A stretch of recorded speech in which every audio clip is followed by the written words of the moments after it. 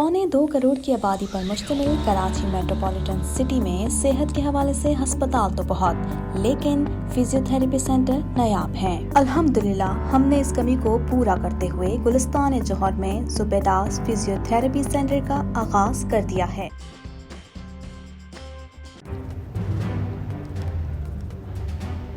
Islamic Finance TV, the only TV channel of the fastest growing Islamic economy in the world and the prime mover of Islamic finance news.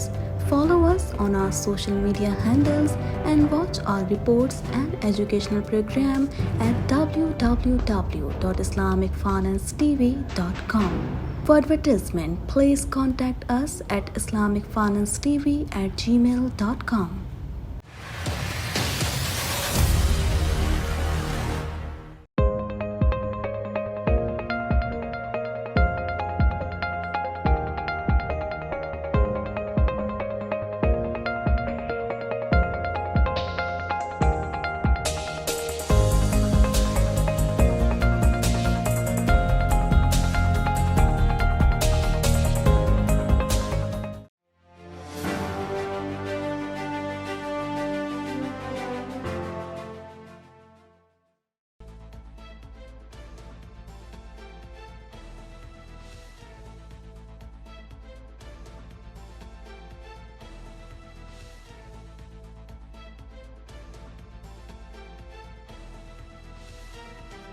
वज़ीर-ए-आज़म शहबाज शरीफ का कहना है कि COP27 में अज़ाला जाती fund का क़याम मौसमियाती इंसाफ के हदफ की तरफ पहला अहम कदम है।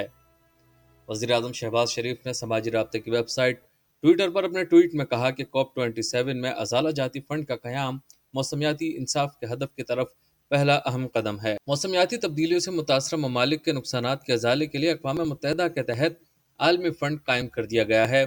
डैमेज एंड लॉस फंड का क़याम मौसमियाती इंसाफ की तरफ अमली पेशरफ्त है। COP27 ने नई तारीख लिखी। सेक्रेटरी जनरल अक़वाम मुत्तहिदा समेत आलमी कायदीन ने अहम किरदार अदा किया। वज़ीर-ए-आज़म शहबाज शरीफ, वज़ीर ख़ारजा बिलावल भुट्टो और वज़ीर मौसमियात शेरी रहमान ने मौसमियाती इंसाफ के लिए इलाक़ाई और आलमी सतह पर भरपूर आवाज़ बुलंद की थी। डैमेज एंड लॉस फंड के ज़रिए सैलाब समेत दीगर मौसमियाती नुकसानात के शिकार ममालिक को माली मुआवनत मिल सकेगी। पाकिस्तान में सैलाब मुतासिरीन की बहाली और तामीर नौ में बड़ी मदद मिल सकेगी। वाज़ेह है कि COP27 का सरबराह इजलास शर्म-उश-शेख मिस्र में 7 से 8 नवंबर को मुनक्किद हुआ था।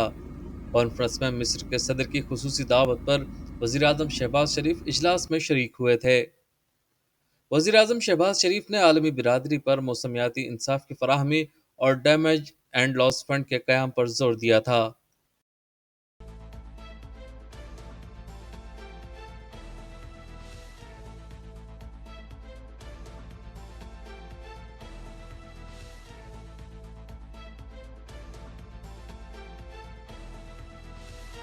वफाकी वज़ीर एहसन इकबाल का कहना है कि मुल्क डिफ़ाल्ट होने की खबरों में कोई सदाकत नहीं, तहरीक इंसाफ के फैलाए गए झूठ में कोई हकीकत नहीं।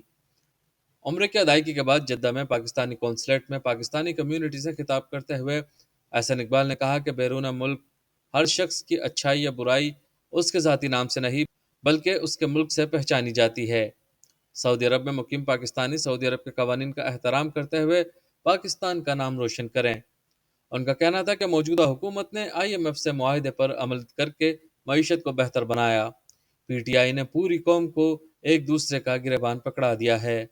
वफाकी वजीर ने कहा कि ओवरसीज पाकिस्तानी मुल्क के लिए स्ट्रेटेजिक पार्टनर की हैसियत रखते हैं। हुकूमत ने CPEC का दोबारा आगाज़ किया जिसे PTI ने बर्बाद कर दिया था। उनका मजीद कहना था कि CPEC तर्ज का सऊदी अरब से भी इक़्तिसादी ताउन कायम करना चाहते हैं। CPEC के तहत चीन और सऊदी अरब को मुश्तरका सरमायाकारी की पेशकश की है। वफाकी वज़ीर और रहनुमा मुस्लिम लीग नून एहसन इकबाल का यह भी कहना था कि बैरून मुल्क पाकिस्तानियों के लिए इंश्योरेंस स्कीम मुतारिफ कराई जाएगी ताकि उनकी हादसाती मौत की सूरत में उनके ख़ानदान की किफ़ालत हो सके।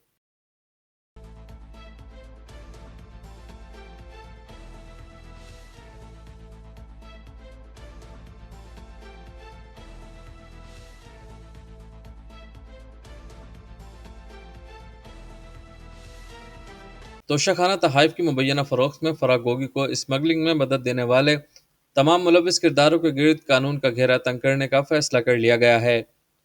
मीडिया रिपोर्ट के मुताबिक हुकूमत पाकिस्तान ने यूएई हुकूमत से फराह गोगी की आमद का रिकॉर्ड हासिल कर लिया। रिकॉर्ड के मुताबिक 2018 से 2022 के दौरान फराह गोगी कई मरतबा यूएई आई। फराह गोगी के पाकिस्तान से बाहर जाने का इमिग्रेशन रिकॉर्ड मौजूद नहीं।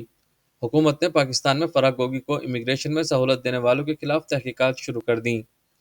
फराह गोगी के पास जमहूरिया वीनोआतो का पासपोर्ट भी था और वो बैरून मुल्क सफ़र के लिए जमहूरिया वीनोआतो का पासपोर्ट भी इस्तेमाल करती रही। दुबई में कायम कंपनी के जरिए फराह गोगी को ये पासपोर्ट मिला। दूसरी जानिब फरहद शहजादी के वकील एडवोकेट अजहर सिद्दीक ने अपने बयान में बताया है कि चेयरमैन पीटीआई इमरान खान और फरहद पर झूठे इल्ज़ामात पर उमर फारूक ज़हूर और शाहजेब खानजादा के खिलाफ 5 अरब हर्जाने का नोटिस भिजवाया जाएगा।